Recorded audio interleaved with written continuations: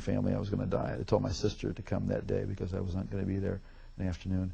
I had an experience I had never heard about. Never heard anything like this.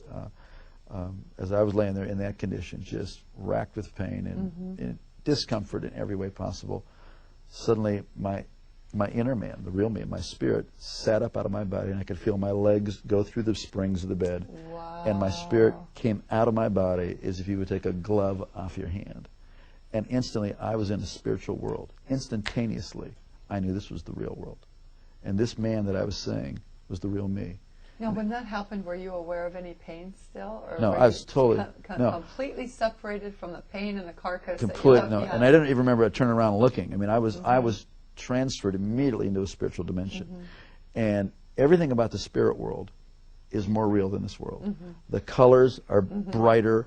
The edges of everything are sharper. The emotions are just enhanced. They are clear. And instantaneously, the thing that really struck me the most was there was a complete absence of the awareness of time. Everything in this world is relative to time. You know, you got up this morning, you'll go to bed at night. Something is old, something is new, it will get old. Something is born, it will die. Everything in this plane, in the physical plane, in the natural plane, is relative to time. But everything in the spiritual plane is relative to eternity. So what had been natural to be aware of time was totally gone. And I was totally aware of eternity. It is shocking. It is stunning to be conscious and to know what eternity is. Also, logic and reasoning doesn't happen there. You know, based on the sum total of all my intelligent thoughts that I've learned, you know, I had a death and I'm in the spirit world. It's like you just know that you know that you know. It's like having a revelation constantly. And it was incredible. And I knew I was traveling. I could feel, you know, that I was traveling. And as I looked ahead, there was this pure white light. It was whiter than the whitest snow and brighter than 10,000 suns. And yet I could look right at it, and it was compelling. And it was like I was being towed. I was being towed like a tractor being. And as I was looking, I could feel this anticipation. Wow. But then simultaneous to that, on my right side, I could feel something, and I looked, and there was this blackness sweeping. Now, this blackness, as I looked at it, instantly I was aware of its complete nature. It was eternal, like I was experiencing eternity. It was without any matter. It was without any life. It was void, and it was forever, non-negotiable, cut off from the source of all life. And the more that I looked at it, the faster it would sweep. And the more that occurred, the more intense the feeling of the nature of being cut off and sealed forever and separated. It is horrific. Yes. Horrific.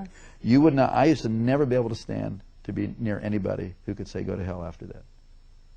Because you wouldn't want the worst person. You wouldn't want Adolf Hitler, bin Laden, Saddam. You wouldn't want any human being to ever go in there.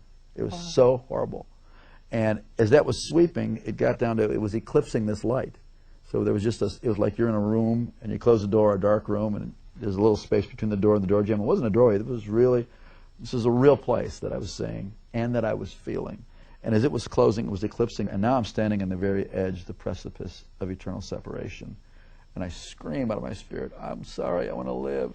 Give me another chance. And just before that was to close, I was standing in the presence of Almighty God. Whoa. And instantly I knew I would never die for eternity. And that's mercy. It's unbelievable. Wow. And instantly I knew that this being who was off on this side of me, who I didn't see, but I was standing in this river of golden radiation. It looked like a moving river of golden light. And this river went that way, it went that way, it was underneath me, it was going right through me. And this river was alive.